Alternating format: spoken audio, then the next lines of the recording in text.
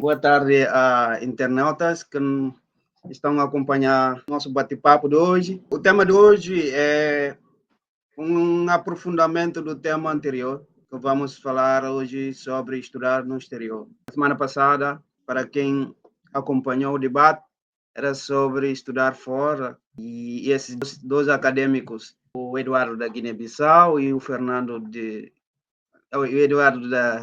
Cabo Verde e o Fernando da Guiné-Bissau, em que discutimos o tema que vamos prosseguir com ele hoje.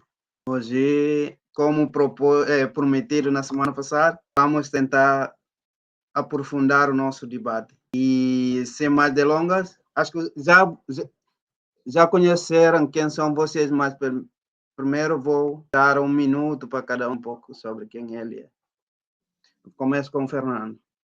Aqui no Brasil já é boa tarde. Então, boa tarde a todos que nos acompanham e aqueles que hão de nos acompanhar depois. Né? Eu sou o Fernando, como a Avelino falou, sou guineense, radicado no Brasil, por razão de estudo, né?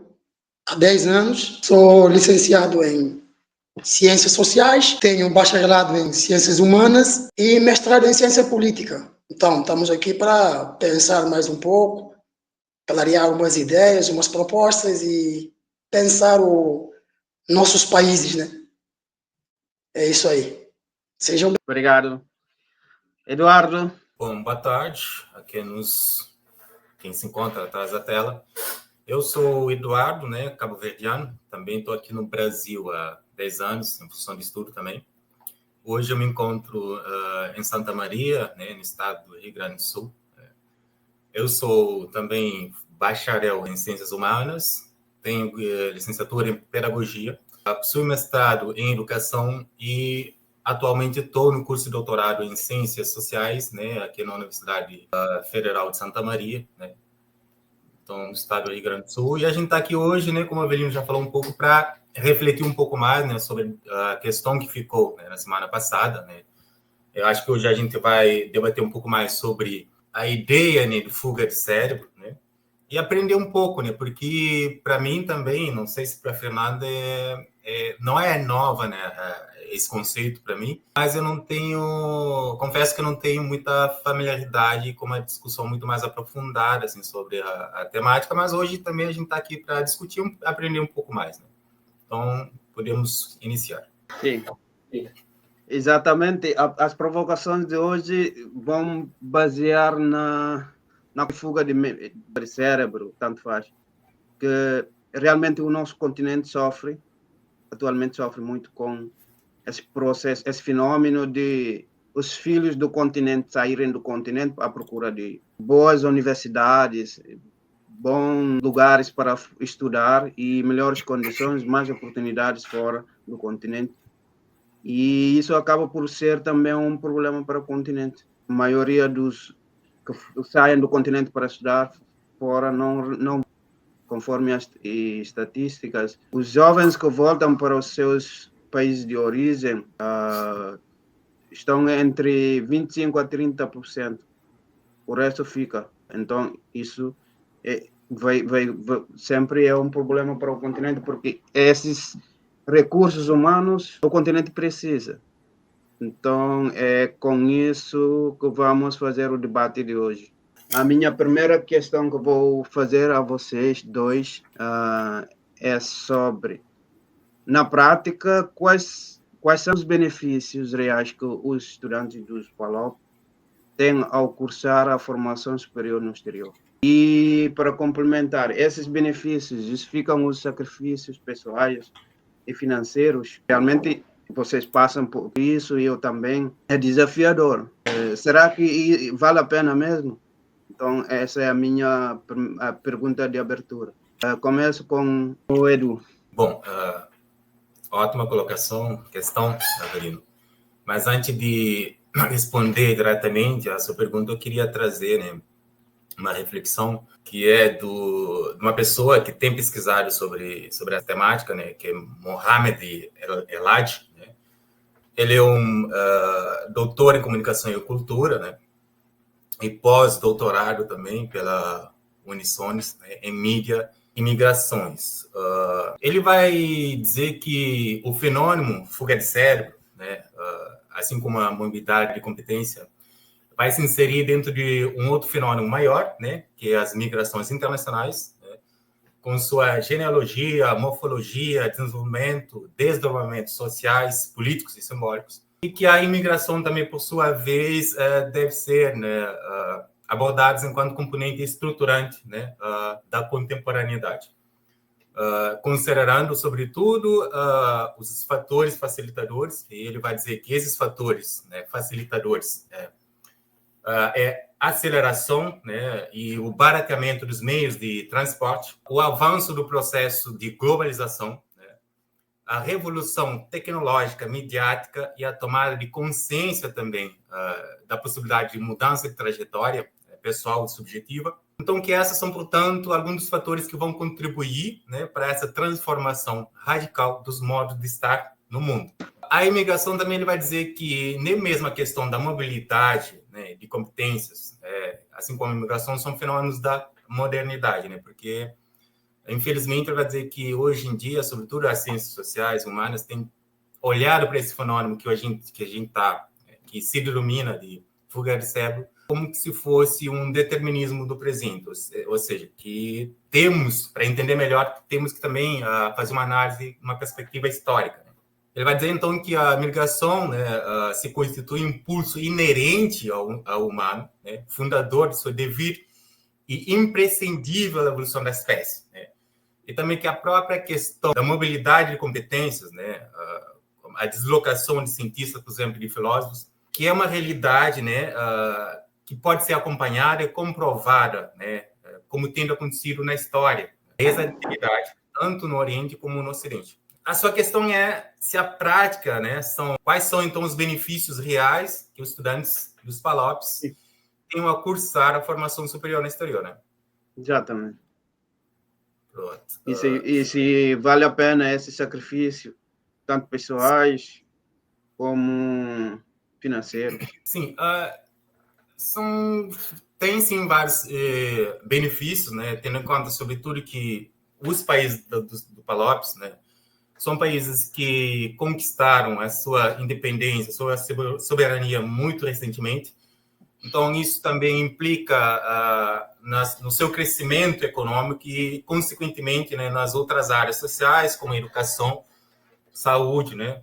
Então, portanto, traz alguns benefícios às pessoas quando saem para fora, para o exterior, procurar se formar, né? Tendo em vista que as universidades, geralmente, desses lugares, né, escolhidas como destino, por serem mais desenvolvidos, não, então, tem melhores universidades, conhecimentos técnicos mais avançados. Então, os estudantes que se formam fora, né, um dos benefícios é o conhecimento técnico mais avançado. Outro benefício também está diretamente ligado com a própria hegemonia cultural, né, dos países onde eles se destinam, que engrandece também os estudantes na bolsa de valores, né, simbólicos, né? Embora a gente pode também, de um outro ponto de vista, criticar, né, esse benefício.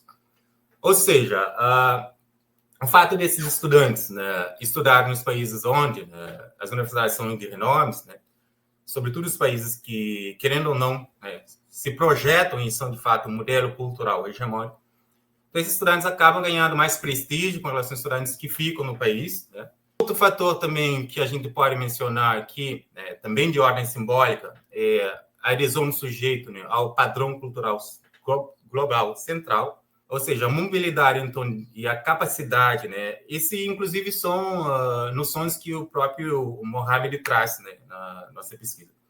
Eu vou dizer que a mobilidade e a capacidade de se adaptar ao padrão social e cultural dos países mais avançados se tornaram um valor agregado, então, na carreira do cientista, pesquisador e do técnico profissional qualificado moderno. Então, tudo isso são contributos que vão facilitar mais acesso, né, desse sujeito instruído que se formou no exterior ao acesso do mercado, né, ao acesso do mercado de trabalho. E, inclusive, o Fernando, no outro dia, levantou uma crítica, né, que isso também, do ponto de vista pessoal desse sujeito, é positivo, mas acaba que criando também uma desigualdade enorme com as pessoas que se formam no país, né? E a gente sabe que nem sempre as coisas se dão pelo mérito, né? Que também é um outro aspecto que a gente pode criticar, mas que também muitas vezes essas pessoas que saem para fora para se formar já é um projeto familiar muito bem pensado, que essas pessoas saem, formam e voltam e já tem um lugar garantido. Também que é uma outra crítica, né, que inclusive o Fernando levantou. São esses aspectos que eu citaria, Avelino, como sendo positivos. Agora, com relação a se esses benefícios justificam, se esses benefícios e sacrifícios pessoais se justificam, eu acho que é muito mais complexo de que apenas ganhos no sentido material, porque Mohamed, inclusive, ele vai atribuir uma dimensão também subjetiva a esse fenômeno, né, de migração, de fuga de cedo. Então, o que vai tornar muito mais difícil atribuir um julgamento, né, a tudo isso. Ele vai dizer que sonho não é apenas material, né, mas antissocial e simbólico e subjetivo, ou seja, aspecto social, simbólico e subjetivo do fenômeno migratório, que vai se tornar, então, central no processo, né, quando se trata da mobilidade de competências, né, e ele vai dizer, inclusive, que já que a própria natureza do conhecimento, né, da expertise e da criatividade é simbólica antes de ser material, né. Então, por isso, né, como eu disse, vai ser difícil de mensurar e julgar, né, porque também se trata de um fenômeno subjetivo. Mas, se a gente for falar das nossas experiências, né, pessoais, a gente diria que, muitas vezes, pelo menos, a gente para e pensa que não vale muito a pena, porque, sim, de fato, são muitos sacrifícios, né, a gente passa por muitas coisas, e uma das consequências, né, desse processo, né, além do que a gente já citou na semana passada, que tem a ver com distanciamento da família, né? A gente se sente muito só, a gente deixa de ver muitos processos, crescimento das pessoas que a gente deixou muito pequeno, sobrinhos, irmãos, e perda de alguns entes, mas também há uma outra, né, que pode ocorrer, e muitas vezes ocorre, acredito, que tem a ver com uma crise existencial, né, tendo em conta que, imagina, você está aqui, já se formou, e essa formação também ele te transforma o seu ser, e você, ao mesmo tempo, se vê como não pertencente à sociedade, né? Destino, que te acolheu, e também a sua transformação, ela, de certa forma, te desloca de uma realidade social de origem, porque houve transformação em ti, e muitas vezes a sua sociedade se estagna, né? Sobretudo com relação a algumas mentalidades, comportamentos políticos. Isso tudo gera uma crise existencial, né? Você, muitas vezes... Isso também, inclusive, é uma das razões para as pessoas também não quererem voltar, né? Porque voltar para onde, né? Porque lá, embora seja o seu país de origem, não necessariamente um lugar mais que você vai se adaptar, tendo em vista todas essas mudanças, né? Então, mas também há esse não lugar, porque você está num lugar também que não é seu. Então, tem todas essas questões que a gente pode ver que não vale muito a pena, mas tem a dimensão subjetiva, né, que Mohamed vai atribuir a esse fenômeno.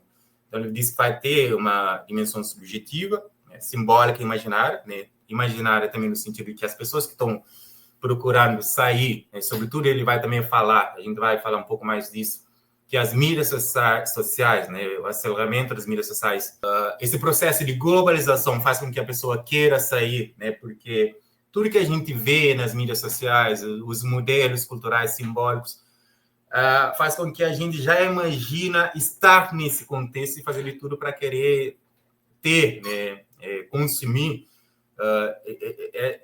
a produção desses conteúdos culturais que a gente tem. Que ele vai falar, inclusive, também que esse processo de fuga, na verdade, ele acontece muito antes de deslocamento físico da pessoa para o país de destino, né? Porque todo esse processo de educação e também de alienação, né, cultural faz com que a pessoa queira muito sair, e ele vai dizer que, inclusive, a gente tende a ver muito, né, como fator, né, mobilizador e também como consequência a questão econômica, mas não se atrela somente à questão econômica, né? Por isso que é muito complexo. Tem uma dimensão social, política, subjetiva e psicológica desse fenômeno que é a fuga de cérebro e também da migração em seu todo.